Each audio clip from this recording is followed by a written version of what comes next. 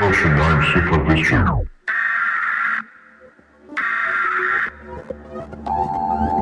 Following messages transmitted at the request of the United States government at 12:07 a.m. London Daily Bar. Numerous unidentified objects of unknown intent and unknown origin were detected in multiple locations in outer space with the national radio astronomy observatory in Viking, New Mexico. Beginning at 2:43 a.m. Eastern Daylight Time, sightings of multiple unidentified flying aircraft have been reported across the United States and the rest of the world. These aircraft are believed to be entering Earth's atmosphere through inside the complex.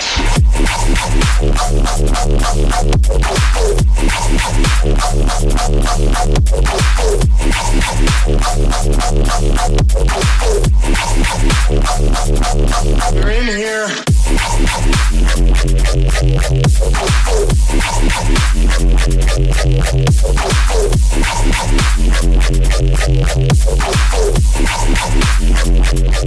They're in here.